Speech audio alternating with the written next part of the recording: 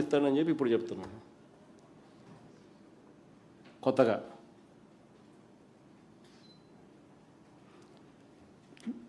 అసలు చంద్రబాబు నాయుడు గారు అనే వ్యక్తి నిజంగా అబద్ధనాడడంలోనూ మోసం చేయడంలోనూ అసలు కళ్ళార్పడు. అసలు ఇలాంటి వ్యక్తి చాలా అరుదుగా పుడతారు కొంతమంది.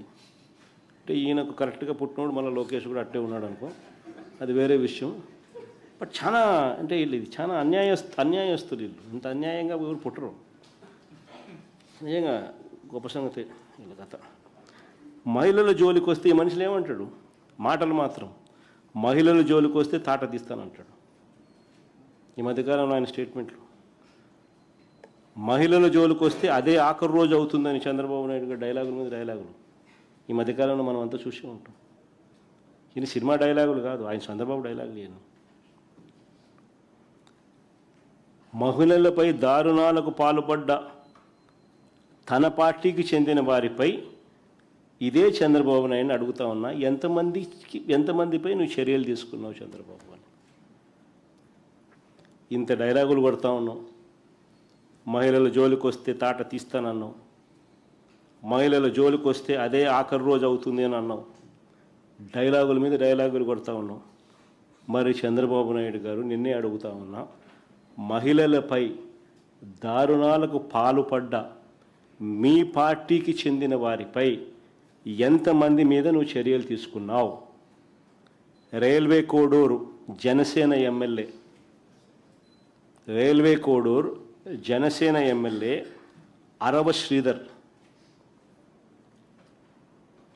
తనపై అత్యాచారం చేశారని, ఆపై మోసం చేశారని బాధితురాలు నేరుగా ముఖ్యమంత్రికి, పోలీసులకు స్వయంగా ఫిర్యాదు చేసింది. చంద్రబాబు ఏం చర్యలు తీసుకున్నావు అని అడుగుతా ఉన్నా. కేజీబీవీ మహిళా ప్రిన్సిపల్ మీద వేధింపులకు పాల్పడ్డ ఆముదాల వలస టీడీపీ ఎమ్మెల్యే కూన రవికుమార్ మీద చంద్రబాబు నాయుడు గారు ఏం చర్యలు తీసుకున్నావు అని అడుగుతా ఉన్నా. మహిళలతో అశ్లీలంగా వీడియో కాల్స్ చేసిన గుంటూరు ఈస్ట్ ఎమ్మెల్యే నసీర్ అహ్మద్ మీద అయ్యా చంద్రబాబు గారు ఏం చర్యలు తీసుకున్నావు అని అడుగుతా ఉన్నా. టీడీపీకి చెందిన సత్యవేడు ఎమ్మెల్యే కోనేటి ఆదిమూలం ఒక మహిళ మీద దారుణమైన లైంగిక దాడికి పాల్పడితే ఈ చంద్రబాబు గారు ఏం చర్యలు తీసుకున్నారో అని అడుగుతా ఉన్నా. మహిళా ఉద్యోగి మీద లైంగిక వేధింపులకు పాల్పడ్డ మహిళా ఉద్యోగి మీద లైంగిక వేధింపులకు పాల్పడ్డ మంత్రి సంధ్యారాణి పిఏ, ఎమ్మెల్యేలు ఈ లీడర్ల కథ దేవుడు ఎరుగు, కనీసం పిఏల మీద కూడా యాక్షన్ తీసుకోలేకున్నాడు.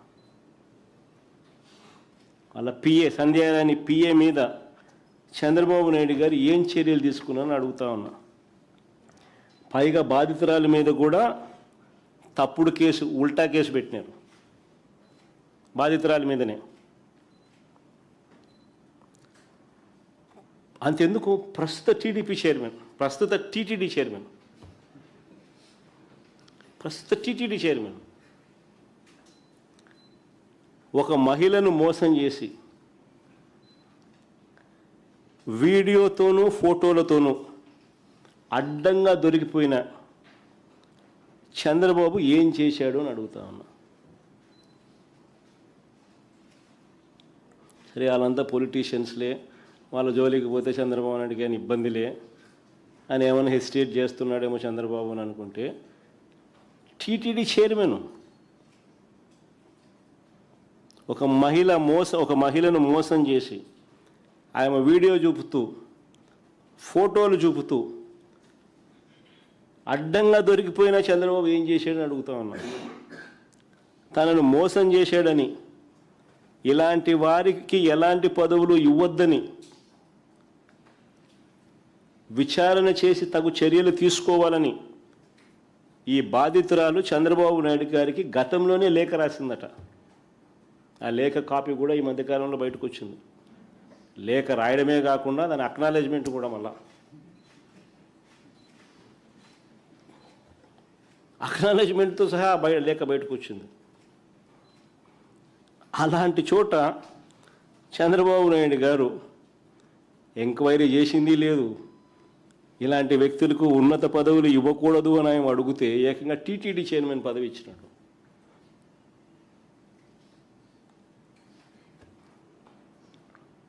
నిజంగా దేవుడి మీద వీళ్ళకు భయం లేదు, భక్తి లేదు, నిష్ట లేదు. నిజంగా ఇలాంటివి ఏవైనా ఉంటే ఇలాంటి తప్పులు చేయరు, ఎస్పెషలీ దేవుని ఆలయంలో.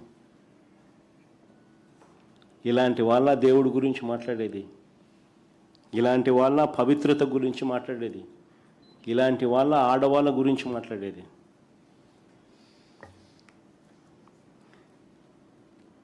చివరికి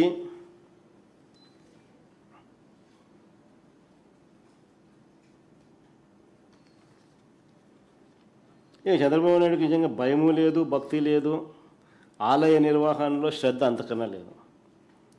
నిన్ననే కదిరిలో జరిగిన రథోత్సవంలో రథం కింద పడి 6 భక్తులు గాయపడ్డారు.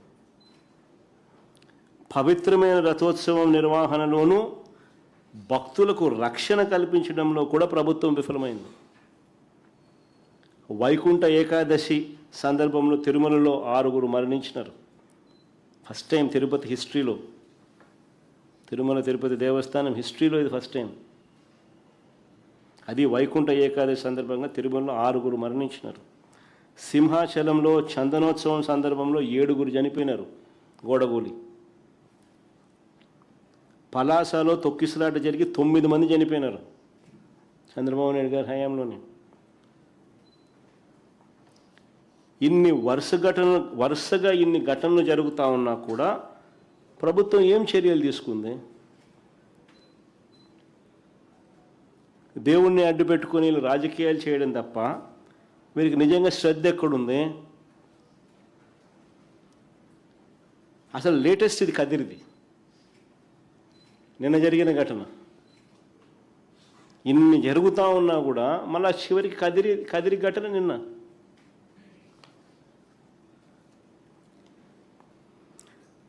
చివరికి తిరుమలకు సప్లై అయిన నెయ్యి వ్యవహారంలో కూడా మా పార్టీ నుంచి మా ఎమ్మెల్సీలు అడిగిన ప్రశ్నలకు చంద్రబాబు సమాధానాలు కూడా చెప్పలేదు. 16 రోజుల అసెంబ్లీ సమావేశాలు. చివరికి తిరుమలకు సప్లై అయిన నెయ్యి వ్యవహారంలో కూడా మా పార్టీ నుంచి మా ఎమ్మెల్సీలు అడిగిన ప్రశ్నలకు చంద్రబాబు దగ్గర నుంచి సమాధానాలు రాలా. ఇందాపూర్ డైరీ హెరిటేజ్కు, చంద్రబాబు కంపెనీ హెరిటేజ్కు మధ్య సంబంధాల గురించి నిలదీశాం. చంద్రబాబు నాయుడు సమాధానం చెప్పలేదు.